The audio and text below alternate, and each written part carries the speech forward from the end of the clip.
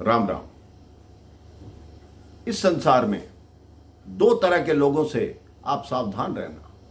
एक वो जो आप में वो कमी बताएं जो आप में है नहीं, और दूसरे वो जो आप में वो खूबी बताएं जो आप में है नहीं। आप ये समझ लीजिए, ये दोनों तरह के लोग आपके लिए हितकारी नहीं है, आपका भला नहीं चाहते। किसी देश में एक वृद्ध राजा थे। उनकी कोई संतान नहीं थी। उनके मन में यही लालसा थी कि मैं किसको अपना वारिस बनाऊंगा, किसको अपना उत्तराधिकारी बनाऊंगा, क्योंकि मेरा तो कोई संतान नहीं है। मंत्रियों से सलाह की। मंत्रियों ने बोला, आपके इतने विद्वान मंत्री हैं, किसी भी मंत्री को आप अपना उत्तराधिकारी घोषित कर सकते हैं। राजा को उनकी बात जमी नहीं। राजा ने कहा, नहीं, ऐसा नहीं होगा। मैं ऐसा करता हूं कि प्रजा में से जो योग्य होगा उसको अपना उत्तराधिकारी बना दूंगा। तो मंत्रियों ने कहा, क्या आप प्रतिस्पर्धा रखेंगे? मंत्रियों ने कहा, प्रतिस्पर्धा रखिए। राजा ने कहा, नहीं, प्रतिस्पर्धा नहीं रखूंगा, इससे बात ठीक नहीं रहेगी। मैं साक्षात्कार लूंगा, अर्थात इंटरव्यू लूंगा और देखूंगा कि कौन योग्य युवक है, उसको अपना उत्तराधिकारी बनाऊंगा। मंत्रियों ने कहा, इसमें तो बहुत समय लग जाएगा। राजा ने कहा, मेरे पास बहुत समय है, मैं खुद हर युवक का साक्षात्कार लूंगा।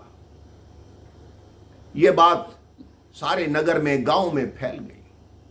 किसी गांव में एक किसान का युवा पुत्र था। उसने कहा, पिताजी, मैं भी राजा के पास जाऊंगा, हो सकता है यह राज्य मुझे मिल जाए। किसान ने कहा, तुम्हारे मन की बात है तो तुम जाओ, लेकिन ये हमारे लिए काम नहीं है। हम तो किसान हैं, हम खेती करते हैं, हम राज्य कहां से चला पाएंगे। उस युवक ने कहा, मेरे पास पहनने के अच्छे कपड़े नहीं हैं। पिताजी, आप ऐसा कीजिए, कुछ पैसे दे दीजिए, जिससे मैं एक बढ़िया सी जैकेट लेकर पहन कर जाऊं, ताकि राजा पर मेरा प्रभाव पड़ सके। उसके पिता ने कहीं से उधार लेकर उस युवक को दिए। उस युवक ने एक सुंदर जैकेट पहनी और राजमहल की तरफ चल पड़ा।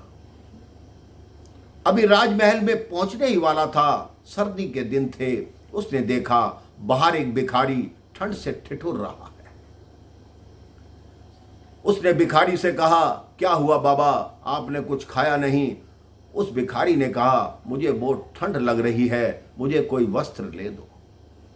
उस युवक ने देखा कि मेरे पास वस्त्र के नाम पर यही जैकेट है। उसने वो जैकेट उतारी और उस भिखारी को दे दी। अब फिर अपने पुराने कपड़ों में आ गया। अब राजमहल के अंदर प्रवेश किया। मंत्रियों को बताया कि मैं भी साक्षात्कार के लिए आया हूं। उसको बिठाया गया। 2 घंटे बाद उसका नंबर आया, उसकी बारी आई। वो अंदर पहुंचा तो कुछ ही देर में जब राजा आया तो उस युवक के होश उड़ गए, क्योंकि राजा वही था जो थोड़ी देर पहले भिखारी बनकर बैठा हुआ था। उस युवक ने आंखों ही आंखों में पूछा कि आप? राजा ने कहा, तुम्हारा साक्षात्कार हो गया है, तुम्हारा इंटरव्यू हो चुका है। मैं देखना चाहता था, अगर मैं राजा बनकर तुमसे मिलता और तुमसे कोई वस्तु मांगता तो तुरंत तुम मुझे दे देते। मैं तुमसे भिखारी बन के मिला, तब भी तुमने अपनी प्रिय वस्तु मुझे उतार कर दे दी। तुम ही इस राजा के उत्तराधिकारी बनोगे। इस राज्य को चलाने योग्य केवल तुम हो, क्योंकि तुमको मालूम है कि किसके हृदय को कैसी पीड़ा होती है, किसके हृदय में प्रभु का निवास होता है। इसलिए तुम सबके हृदय की पीड़ा को जानते हो, गरीबी को जानते हो, हर छोटे सी छोटी बात को जानते हो। आज से तुम मेरे उत्तराधिकारी हो। तो उस राजा ने उस गुदड़ी में छुपे हुए हीरे को पहचान लिया। ये पहचान लिया कि जो युवक मन में दया भावना रखता है वही मेरा उत्तराधिकारी है।